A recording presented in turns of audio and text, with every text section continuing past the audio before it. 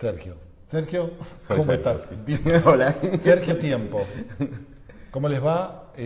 Primer evento de Film and Arts Live. Tenemos la suerte de tener a Sergio Tiempo, el gran pianista argentino-venezolano. Ahora nos va a contar por qué es argentino-venezolano. Pero bueno, tenemos la suerte de hacer este primer Facebook Live con Sergio, un gran querido de nuestra pantalla. Sergio, ¿cómo estás? Pues feliz de estar aquí con ustedes, de volver a verte, Marcelo, y de sentirme tan moderno con esta con este Facebook Live, que es la primera vez que lo hago. Así que nada, muy contento, muy contento. Qué bueno. Escúchame, vamos a ver, vamos a ir de a poco a ver que se va sumando. Nos parece que esto funciona así, que poco a poco se va sumando gente. Ahora les están avisando en los devices, en los teléfonos o los que están conectados en su computadora, les avisa que Film and Arts se está transmitiendo en vivo. Okay, entonces okay. se van sumando y vamos a hablar más lento. Claro. Yo, como habíamos pensado, aprovechemos para hablar un poco, hacer una mini historia tuya. Contanos de vos, cuándo empezaste y de tu familia, dónde naciste, cómo es la historia. Bueno, por la pregunta de argentino-venezolano, claro. Mi familia es toda argentina. Mi papá, mi mamá, mi hermana mayor Karin Lechner, mis abuelos, en todo caso a partir de un cierto momento, porque todos vienen de otros lugares, claro. Pero yo nací en Caracas, en Venezuela.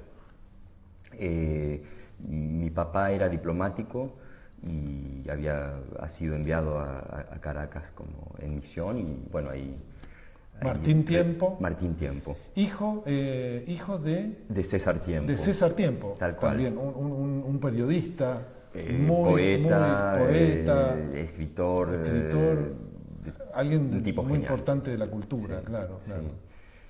Y mi mamá, Lil de Raco, hija de Antonio de Raco y de Elizabeth Westerkamp, ambos pianistas. Bueno, una familia donde a nadie se salvó, digamos. Todos éramos músicos y la mayoría pianistas. Mi hermana mayor, mis abuelos, mi mamá, mi sobrina Natalia, ahora mi hija mayor Mila también está tocando. Bueno, eso ya vamos a empezar la primera digresión. Estamos pasando en Film and Arts, además de que hemos pasado esa película que hicimos junto a ustedes, Concierto para cuatro pianos, que es lo que estamos viendo atrás nuestro, también estamos emitiendo Bloody Daughter, la película de Marta, sobre qué hizo la hija de Marta Herich. Y en esa historia de familia de músicos, justamente lo que sucede es que las hijas, la hija que decidió dedicarse a la música, decidió no ir al piano, justamente. Una de las hijas es violonchelista. Violista. Viola. Sí. Bueno, eso, ¿qué pasa que en una familia es todo por el lado del piano, pero en general suelen buscar diferentes instrumentos los hijos de grandes intérpretes? Es una muy buena pregunta. Yo la verdad que igual tengo mis dudas con respecto a eso de la elección. Yo no sé hasta qué punto las hijas de Marta eligieron no hacer el piano o eligieron hacer viola en el caso de Lida. Muchas de esas cosas son pseudoelecciones, ¿no? Porque desde algún punto de vista ser hijo de Marta Herich tiene su peso, ¿no? Claro, claro. Y por otro lado, Lida, la hija mayor, que no conoció a su madre hasta mucho más tarde en su vida, puesto que su papá de alguna manera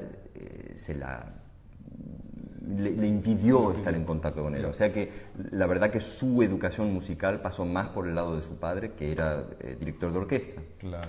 Eh, Pero el piano... pero el piano me parece que pasaba, yo creo que en nuestro caso, tal vez porque era más una cosa de higiene, de vida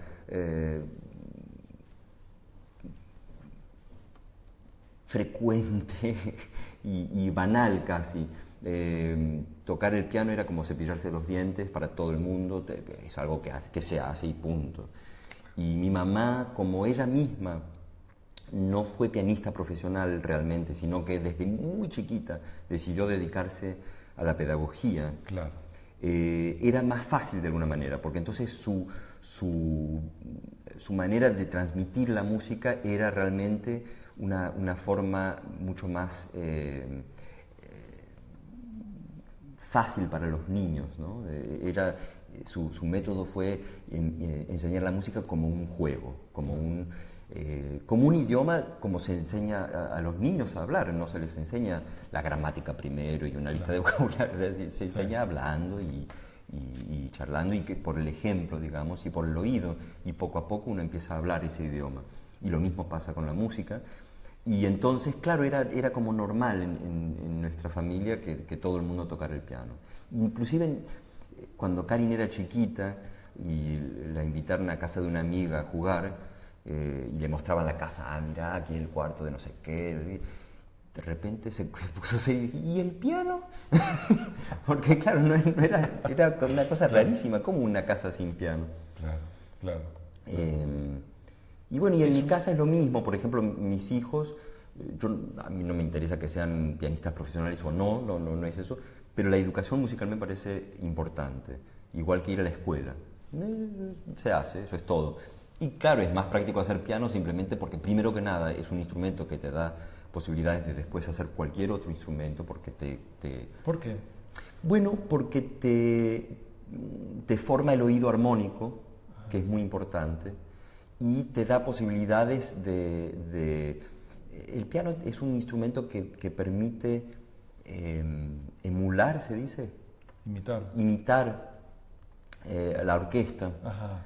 Entonces te permite de alguna manera imaginar todos los otros instrumentos. Tal vez salvo la voz, aunque todavía se puede también. ¿Sí?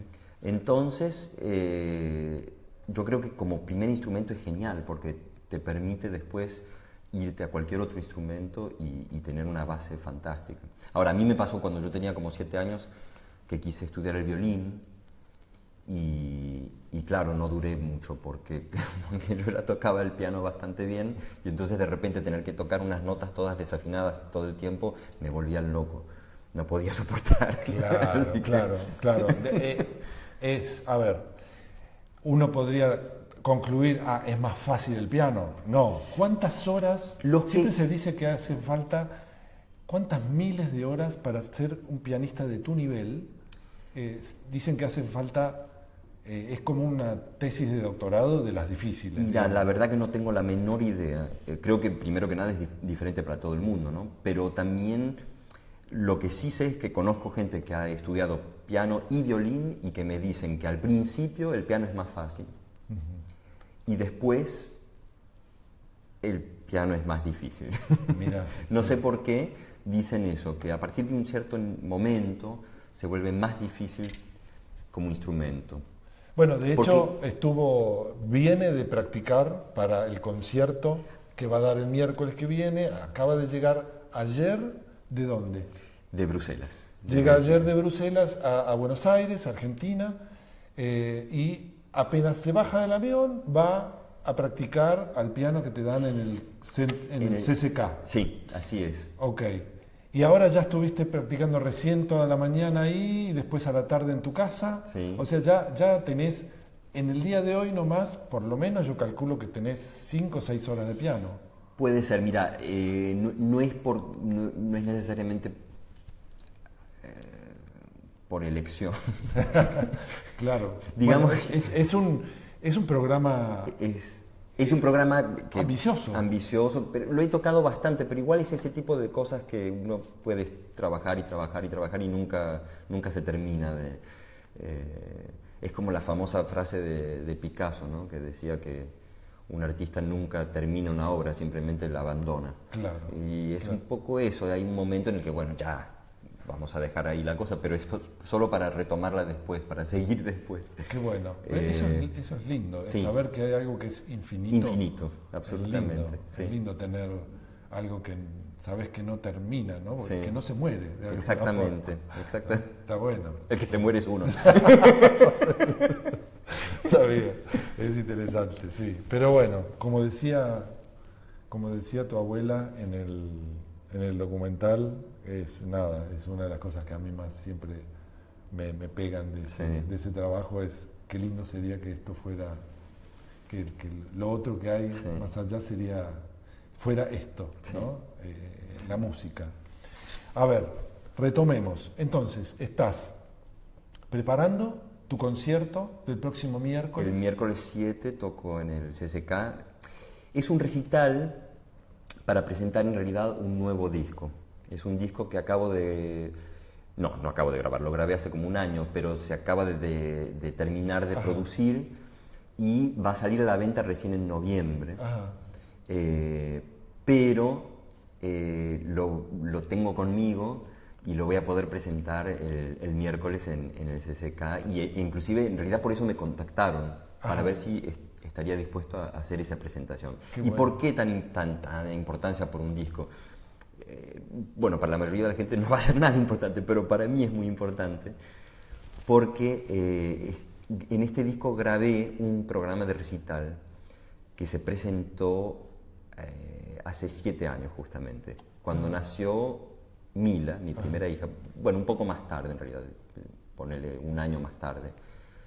Me llamaron del Queen Elizabeth Hall en Londres para saber si podía tocar un recital, y era con 2 años de anticipación que me lo pidieron, o más, no sé, ese tipo de cosas que pasan en Europa. Sí, los Y entonces me preguntaron qué programa quería, y era un momento, bueno, muy revolucionario en mi vida, por supuesto. De repente me transformé en padre, y ese momento fue tan revolucionario psicológicamente que era como que estaba volviendo a ver todos los vínculos afectivos de mi infancia, y de ese vínculo entre padre e hijo, y ahora hijo que es padre con su hijo, y etcétera, etcétera, esa especie de cadena. Y entonces se me ocurrió hacer un programa donde cada obra representara la personalidad de una de las personas de mi familia. Qué buena idea. Y entonces lo primero que me brotaba, digamos, mi mamá, mi padre, mi hermana. Vamos por poco partes. A poco íbamos así. Vamos por partes. Bueno. ¿Qué obra es Lil? Por favor. Bueno, vos la conocés, así que vas a enseguida entender por qué, pero la Passionata de Beethoven no podía hacer otra cosa que mi mamá. La Passionata de Beethoven, qué bueno, qué genial. Sí, no hay persona con tanta energía y tanta pasión como... Es verdad. No conozco, es increíble. Y bueno, y además porque es una personalidad muy beethoveniana, además, mi mamá, en el sentido de que Beethoven era uno de estos tipos muy revolucionarios musicalmente, pero al mismo tiempo muy idealista. Ajá, claro, romántico, ¿no? Con esa especie de necesidad de amor universal, ¿no? De hermandad, claro. entre todos los seres humanos. Y eso es algo muy, muy de mi mamá, yo encuentro. Sí. Entonces se reunían todas esas cosas en esa obra para mí. Qué lindo. Después, ¿a quién representa Claude Debussy, los reflejos en el agua? Ese soy yo. ¿Sos vos? Ese soy yo mismo. Yo de ¿Narciso? Tal vez. Bueno, el solo hecho de incluirme en el programa ya es un poco narcisista. Pero es porque... Un artista siempre tiene que tener eso, es el motor. Bueno, yo siempre... a ver, ¿cómo te puedo decir? Yo de chiquito era muy tímido. Tenía una cierta timidez, y mi mamá me ayudó a vencer esa timidez. porque, bueno, mi naturaleza era esa, ¿no? Y todavía, o sea, tengo una cosa que es en realidad bastante introvertida, que no se nota porque aprendí a hacer todo el show así, ¿no? Pero en realidad es una forma maravillosa de no mostrar ciertas cosas también. Y para mí esta obra, Debussy, gracias, para mí este Reflet dans l'eau justamente es un poco eso, es esa cosa de autorreflejo y de introspección, que es un poco mi mundo interno. Además que yo tengo una debilidad por la música impresionista en general. Mira qué lindo, claro. Y Debussy, Ravel, y todo me vuelven loco. Entonces, bueno, así es. Y Prokofiev, la joven Julieta. Eso es Natalia. Natalia. Que particularmente ahora que es una joven adolescente le queda perfecto. Ahí está. Sí. Bueno, ahí estaba muy chiquita. Claro. Mirá. Bueno, hace 6 años más o menos. Claro. Así que la joven Julieta de los Montescos y Capuletos. También. Son todos distintos. Todos los Prokofiev son ella. Wow. El grupito de Romeo y Julieta son distintas facetas de ella. Qué bueno. También tiene una pureza. Sí, también. Una pureza y un ímpetu de justicia. Y además, ¿no?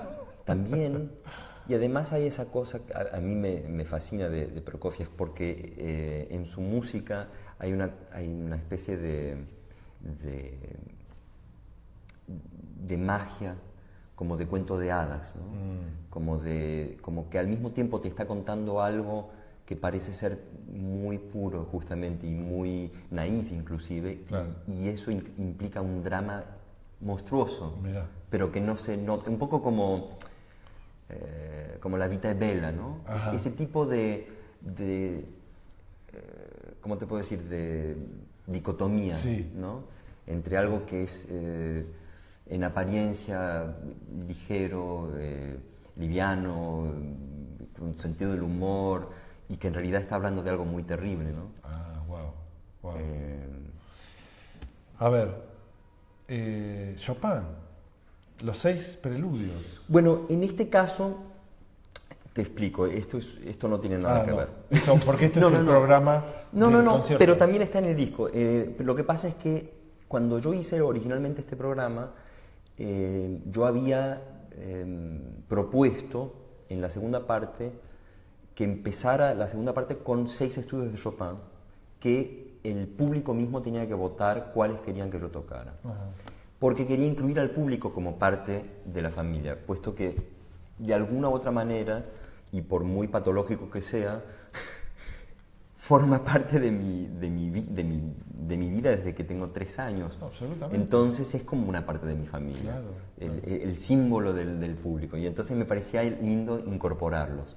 Ahora, como me torturaron bastante con eso, porque me eligieron las cosas más terribles, que las toqué, decidí que no quería hacer más eso. Entonces decidí, bueno, Chopin, vamos a guardar Chopin, pero elegí yo mismo unos 6 preludios. Buenísimo. Y que entonces siguen representando de alguna u otra manera al público. Qué bueno. A ver, ¿y alguno de estos otros temas? Piazzolla. Bueno, Piazzolla es mi papá. Es tu papá, claro. Fuga y Misterio. Mi papá fue el que me hizo amar al tango, al jazz, a la música brasileña, a todos los otros tipos de música que realmente amo muy profundamente, e inclusive a veces hasta me da mucha envidia los músicos de jazz y ese contacto que tienen tan natural con lo que hacen. Parecen más relajados. Parecen, en todo caso, yo no lo sé, pero me da la sensación de que sí, de que son menos neuróticos. O pareciera que disfrutan, que además, lo importante es disfrutar. Absolutamente, y eso es otro tema, por supuesto. Habría que cambiar eso en la música clásica, ¿no? Yo igual estoy en una misión de disfrute absoluto ahora. Me parece, hay que cambiar eso. Es importantísimo, creo, porque además es contagioso. Cuando uno disfruta, creo que los demás también. Tenemos que ir rápido porque Perdón, sí. estamos dale. Pero entonces, y después, ¿Ginastera a quién?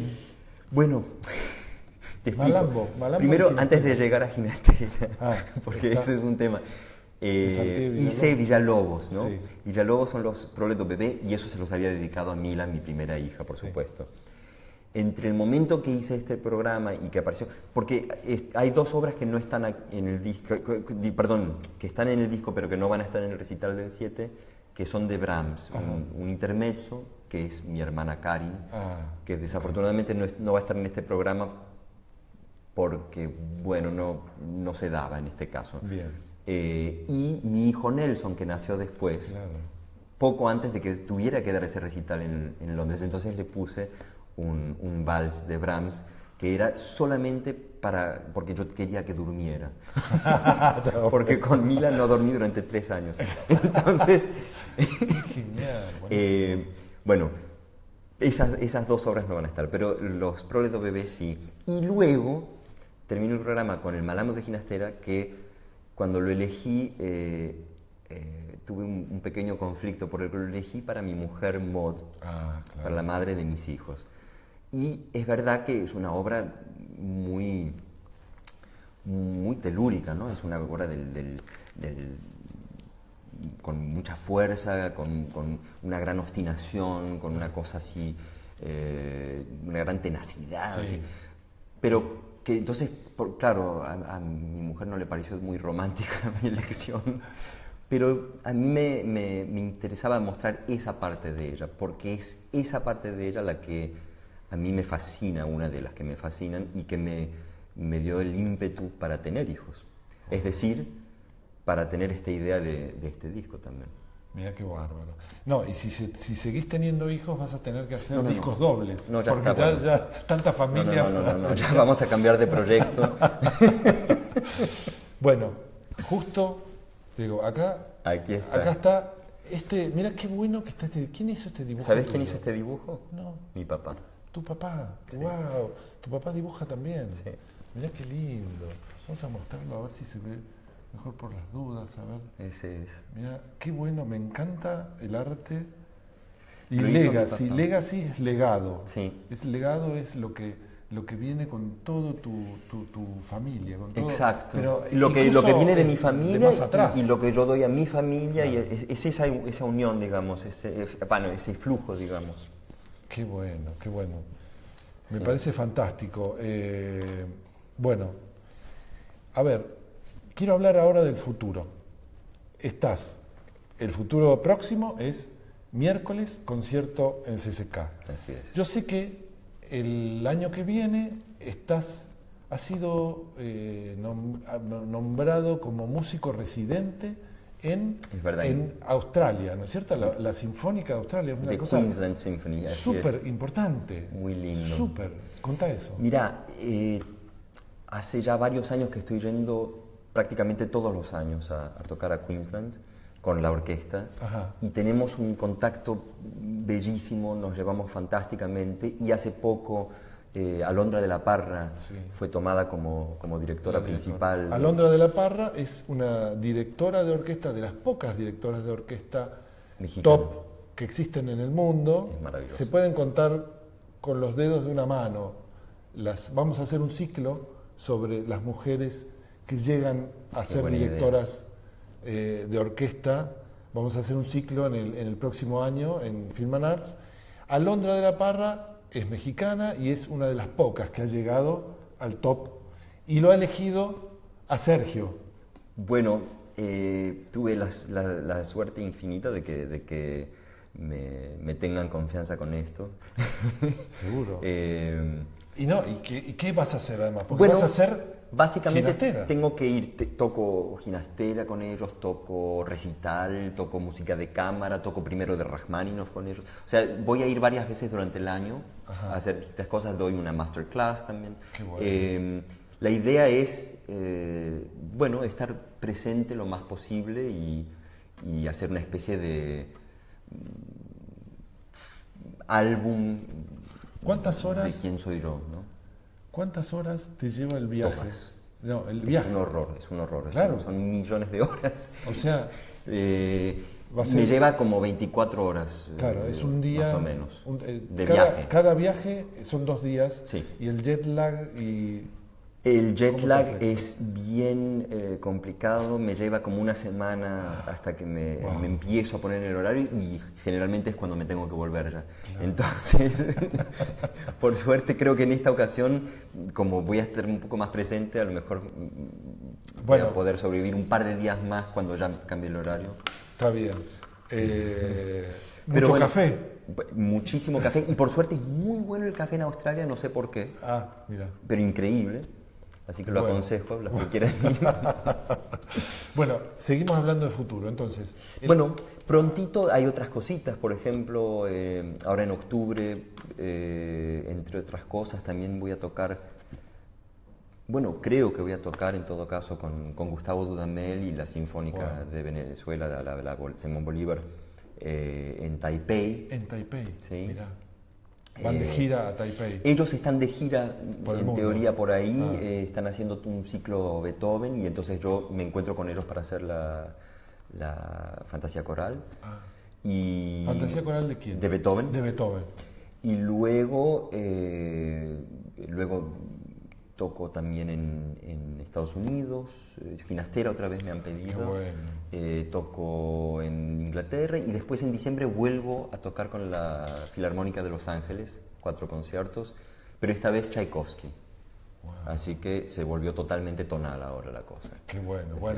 La vez pasada que hicimos una gira con Ginastera justamente. Claro, pero Ginastera yo creo que está al borde, no es totalmente atonal. Bueno, está ahí. El concierto era dodecafónico totalmente, pero lo que tiene de genial es como él logra inyectarle ese sabor. Algo telúrico. Sí. Es increíble. Y la cosa, bueno, del folclore argentino y de Latinoamérica. Es maravilloso, está genial y es una obra que me sorprendió el éxito que tuvo. Cuando yo lo toqué ahí, lo toqué en el Hollywood Bowl por primera vez con Gustavo, que me lo pidió. Y yo ya había tocado en el Hollywood Bowl varias veces, había hecho tercero de Rachmaninoff, inclusive cosas así que muy para el gran público. Y nunca me pareció que fuera un público demasiado entusiasmado, porque, ¿sabes? Van ahí para comer y divertirse un poco y descansar. Y con este concierto se hizo un silencio increíble, una tensión, y explotaron. Fue una cosa muy impresionante. Bueno. Así que lindo porque además el año pasado fue el año Ginastera, ¿no? Sí. Entonces, bueno, festejamos bastante eso. Qué bueno. Bueno, Sergio, yo creo que, no sé... ¿Habían algunas preguntas? Había preguntas, es verdad. Había una pregunta que mandaron que era, ¿con qué lográs inspiración? Esa era una pregunta. Qué buena pregunta. ¿Cómo te inspiras? Bueno, la música misma me inspira. Desde que era muy chiquito, cuando yo escuchaba una obra, cualquiera que fuera, era como que me hablaba, como que me decía lo que quería de mí. Entonces, es difícil no inspirarse porque te está pidiendo cosas, entonces, bueno, querés darle, ¿no? Y esas mismas cosas que van modificándose todo el tiempo, además. Eso es lo lindo, es que es un discurso que no es estático. Entonces, a medida que uno cambia, inclusive de un día para el otro, la misma obra te está pidiendo cosas nuevas y entonces es imposible no estar inspirado, me parece. Lo que sí me inspira también es muchas veces el público mismo, cuando siento que estamos todos sintiendo algo parecido de repente, a pesar de que cada uno tiene su propia experiencia, por supuesto, que es lo lindo del asunto también, pero al mismo tiempo de repente hay algo que se comparte y ese momento es muy conmovedor y me inspira. Sí. Me inspira... Bueno, cuando era más joven y soltero me inspiraba a tocar para las chicas bonitas. Básico. Por supuesto. Ese es el comienzo de todo siempre, para los hombres. Yo creo que sí, es importantísimo. ¿Cómo impresionar a las chicas? Yo creo que sí. Vos tuviste un filón ahí importante. Bueno, en todo caso tuve suerte ¿A Mod cómo que la sedujiste? no, Mod no me conoció como pianista. Me conoció después como pianista. Sí, sí. ¿Y cómo lograste? Y es lo que no entiendo. No sé cómo hice realmente. Dijiste que eras contador. Le mentí, yo no sé. No te debe haber creído. No me creyó, no. Que eras ingeniero, por ejemplo. Sí. Le dijiste. No, no le dije Y que que eras era. muy rico. No, tampoco. No le mentí, pero tampoco le conté nada. Ajá, mira. Y Fue el misterio. O sea que fue como un plus. Descubrir Exactamente. que eras... Bueno, o a lo Lo mejor hiciste no, a habría que hablar con ella. A lo Lo mejor hiciste- ella dije, uy, es un pianista. Qué horror. No, para mí lo hiciste a propósito, tener la carta ahí ser. guardada para el remate. Puede ser, Para el puede remate. ser. Sí, sí. La otra pregunta que hicieron... Sí. Sí, ¿Cuál es tu compositor favorito? mi compositor favorito. Y la otra, sí, para cerrar, ¿qué es lo que más te gusta de interpretar a Chopin? Ah, mi compositor favorito. Bueno, cambia todo el tiempo porque en realidad Hoy. no, Difícil no- también, ¿no? no es muy difícil. No tengo un compositor favorito. Tengo el compositor que estoy tocando en el momento que me acapara totalmente. Hoy cuál es? Y el que esté tocando. El que esté en el momento. En el momento mismo. Hace un rato, Tengo ¿qué debilidades, estabas- como qué te estabas- dije, qué tengo estabas- debilidades por algunos idiomas, por supuesto, por ejemplo el impresionismo, el romanticismo, pero al mismo tiempo, qué sé yo, no puedo vivir sin Bach, no puedo vivir sin Beethoven, entonces me cuesta mucho. Cuando era más chiquito era más fácil, es raro eso, pero como que cuando uno es más chiquito los gustos son más... ¿no? Bueno, Entonces, por suerte vas ampliando. entonces es mucho más fácil decir, yo adoraba Chopin. Vi el otro día, buscando material para Filmanart, que vamos a ver el año que viene, vi un documental sobre una pianista oriental, una pianista china, que es famosa porque ella dedicó toda su vida a las variaciones Goldberg. Ah, No mirá ha tocado otra cosa que las variaciones Goldberg. Wow. Esa sería la antípoda tuya, ¿no? Es decir, Impresionante. alguien que dice, yo voy a especializarme nada más que en estas... Es una obra importante, ¿no? Pero, Bueno, sí, pero pero impresionante. ella prácticamente toda su vida ha tocado las variaciones Goldberg de Bach. Me parece impresionante. Y Sergio, en cambio, elige el universo. Y Bueno, a ver, yo no me considero un especialista de nada. Entonces Está bueno eso. no tendría la pretensión de decir, bueno, me voy a dedicar solamente a esto porque esto es lo mío, simplemente porque no me parece que sea así, pero a lo mejor si tuviera una gran especialidad en algo, Sí. me dedicaría solamente a eso y tiene mucho valor al mismo tiempo. También me costaría mucho tocar una sola cosa y no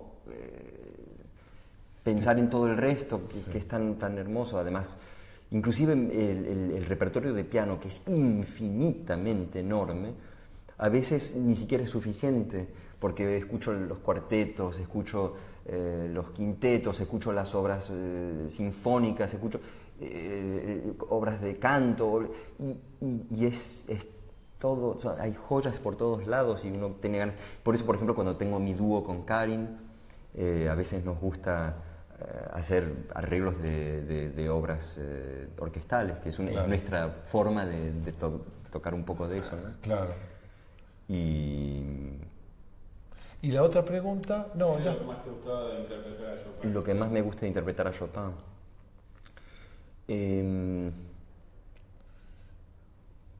qué difícil pregunta.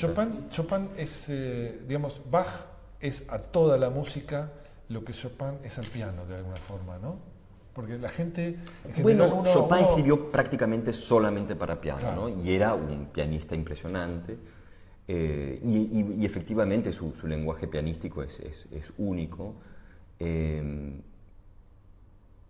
Pero no es por eso que su música solamente se puede expresar a través del piano, creo yo. Lo que tiene es, a ver,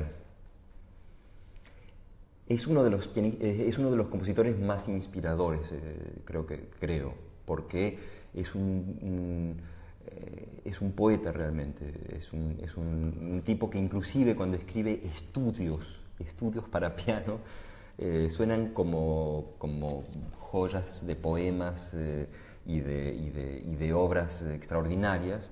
O sea, no puede impedirse, inclusive en ese tipo de obras que supuestamente son para dificultades técnicas, etc., son música primero, ante todo. Es Claro. música de verdadera, Sí. y profunda y hermosa, y donde se descubren cosas nuevas todos los días. Eso es lo que más me gusta de Chopin. Y además es un compositor que me sorprende siempre porque tiene un lenguaje rítmico muy interesante también, temático, Claro. que es bastante poco usual. Sí. En fin, pero por muchos motivos. En realidad, ¿qué te puedo decir? Es como decir por qué amas a alguien.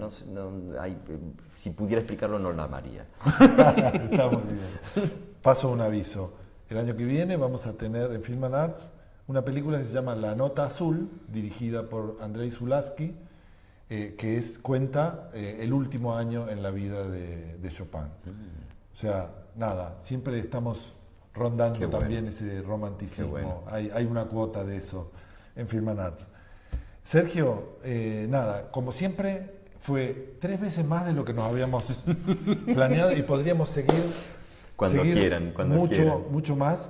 Seguramente cuando estés de vuelta Dale. volveremos a charlar. Me encantaría. Nada, un placer. Igualmente. Un placer Gracias, Marcelo. una vez más. Gracias. Una vez más, haber inaugurado estas sesiones, Film and Arts Live.